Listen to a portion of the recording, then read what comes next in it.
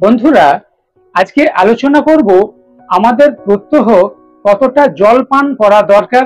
জল পানের নিয়ম কানুন কি রয়েছে as per science. How much drinking water have you intake per day.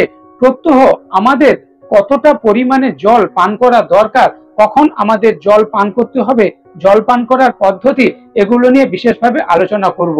অনেকেই বলবেন আমরা তো সবই জানি, জল প্রত্যেকেই আমরা খাই, জল খাওয়ার আবার কি নিয়ম কানুন রয়েছে। জল খাওয়া যেটা আমরা চলিত ভাষায় বলি, এটাকে শুদ্ধ ভাষায় বললে জল পান করা বলা হয়।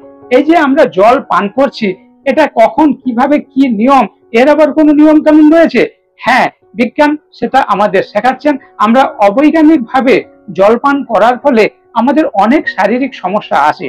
আমার কাছে অনেক মানুষ এসে যখন অনেক সমস্যার কথা বলেন, বিশেষ করে যখন ওবেসিটি, ওজন বেশি, স্থূলকায় চেহারার কোনো মানুষ ওজন কমানোর জন্য আসেন, আমি দেখি পরিমাণ মতো জল খাচ্ছেন না। অনেক চেষ্টা করছে ওজন কমানোর জন্য, কিন্তু পরিমাণ মতো জল খাচ্ছেন না। শুধু ওজন কমানো নয়, যারা ওজন বাড়াতে আসেন কিংবা নানান শারীরিক সমস্যা নিয়ে আসেন, কেউ কেউ বলছেন টিনেজ এজের ছেলে মেয়েরা, অল্প বয়সী একটু ছেলে মেয়েরা মাথা টিপটিপ করছে, মাথার যন্ত্রণা হচ্ছে কেবলমাত্র জল কম খাওয়ার কারণে। আবার অনেকে অ্যাসিড অম্বল করে প্রচুর ডাক্তার, গোটা ভারতবর্ষের অনেক জায়গায় সমস্ত হসপিটাল ফেল হয়ে যাচ্ছে। শুধু ড্রিঙ্কিং ওয়াটার, পানীয় জল, এই নিয়মটা যদি মেনে চলেন, বিশুদ্ধ পানীয় জল এবং কখন কিভাবে খাবেন, অনেক ছোট ছোট অসুবিধাগুলোকে, অনেকের ধরুন মাইগ্রেনের অসুবিধা, অনেক ছোট ছোট শারীরিক সমস্যাগুলো থেকে বেরিয়ে আসতে পারবেন, ভালো করতে পারবেন, যদি আপনি পরিমাণ মতো জল প্রত্যহ পান করেন এবং জল পানের যে নিয়ম রয়েছে এটা মেনে চলেন। এটা আমাদের কাছে খুব একটা শিক্ষণীয় বিষয়, কিন্তু আমরা এটাকে গুরুত্ব দিই না। দুর্ভাগ্যের বিষয়, আমার ছোট মাসি, মায়ের ছোট বোন, শুধুমাত্র জল কম খাওয়ার কারণে 5 বছরের ছোট্ট একটি মেয়েকে রেখে কিডনি ফেলিওর হয়ে মারা যায়। এই ধরনের ঘটনা আপনারা প্রায়ই শুনবেন। কিডনি ডিজিজ, কিডনি ফেলিওর জল কম খাওয়ার কারণে। জল কম খাওয়ার কারণে মায়েদের ইউটিআই, ইউরিনারি ট্র্যাক্ট ইনফেকশন, বিভিন্ন ধরনের শারীরিক সমস্যা আছে।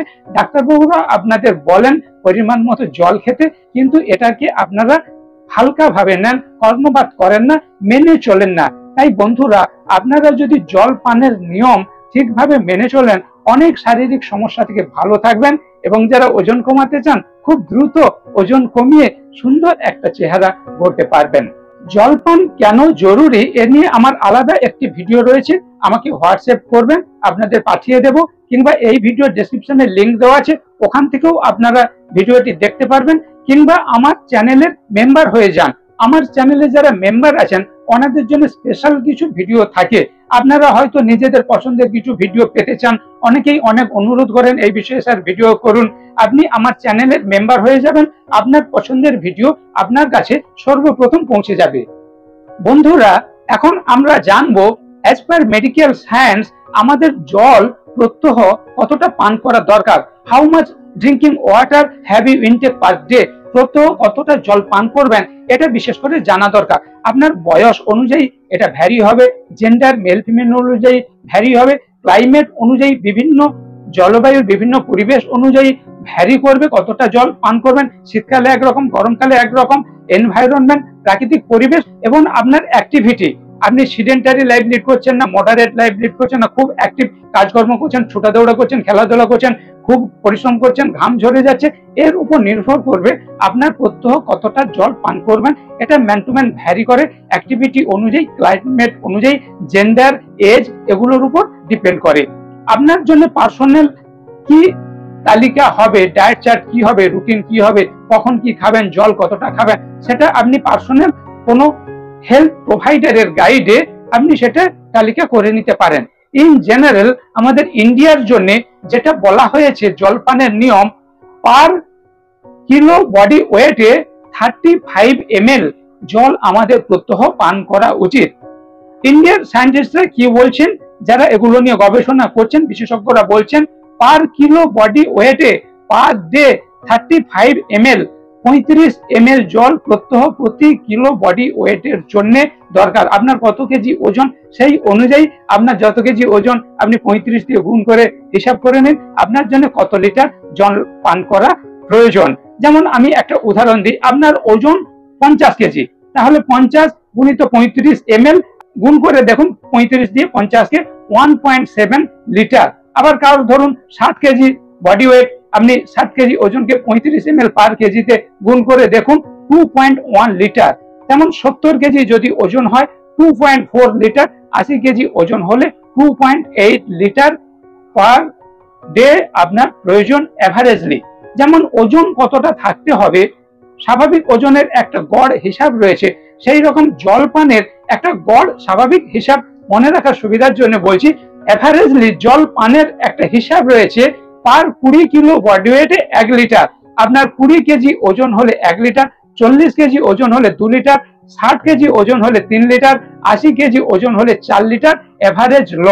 যখন আপনি পরিমাণের থেকে যতটা জল আপনার পান করা প্রয়োজন তার থেকে কম খাচ্ছেন, তখন আপনার যেমন নানান রকম শারীরিক অসুবিধা হচ্ছে, আবার পরিমাণের তুলনায় বেশি যদি জল খান সেটাও আপনার শরীরের পক্ষে ক্ষতি। এটা অনেক মানুষ জানেন না। অনেকে যেমন জল খুব কম পান করেন, যার ফলে নানান শারীরিক সমস্যা হয়। আবার অনেকে জল বেশি খেতে হবে বলে অভ্যাস করে স্বাভাবিকের থেকে অনেক বেশি জল পান করেন, এটাও শরীরের পক্ষে ক্ষতি। ধরুন এভারেজ আপনার 60 KG body weight, 3 litre highest আপনার দরকার।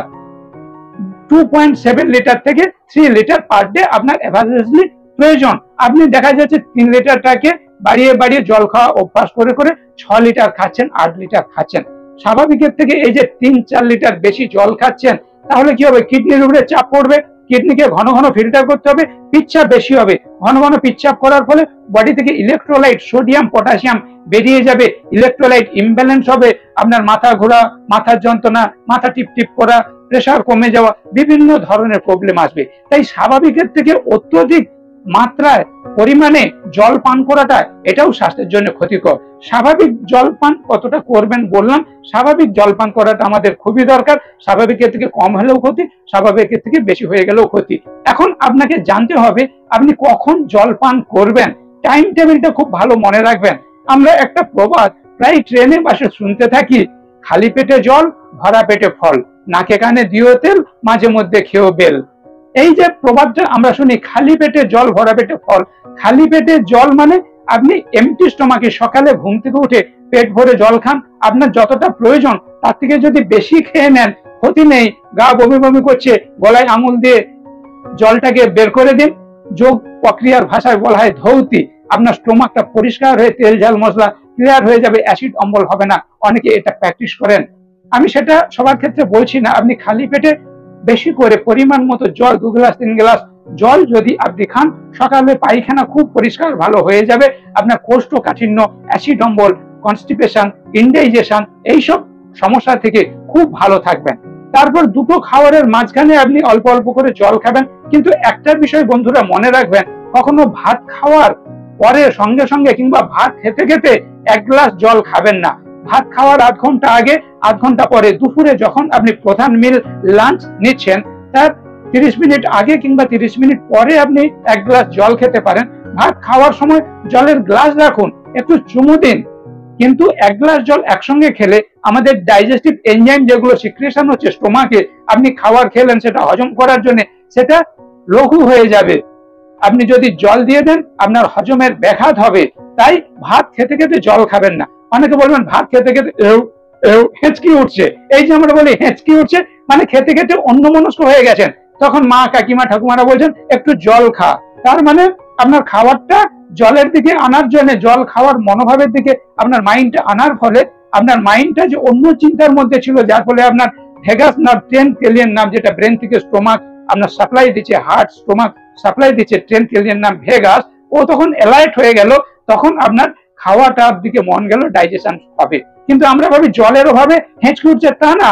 অল্প একটু জল খাওয়ার মানে গলাটা শুকনো হয়ে যাচ্ছে, গলাটা ভিজিয়ে নিলেন এবং খাবারের দিকে মনটা এলো। কিন্তু কখনোই আপনি 1 গ্লাস জল খেতে খেতে খাবেন না। খাওয়ার 8 ঘন্টা আগে, 8 ঘন্টা পরে খাবেন। বিকেল বেলা আপনি জল খেতে পারেন, দুটো খাবারের মাঝখানে জল খেতে পারেন। মুড়ি খেলে, রুটি খেলে, শুকনা কিছু খাবার খেলে আপনি জল খেতে পারেন। কিন্তু প্রধান মিল ভাত খাওয়ার সময় 1 গ্লাস জল খাবেন না। খালি পেটে জল খান, দুটো খাবারের মাঝখানে জল খান।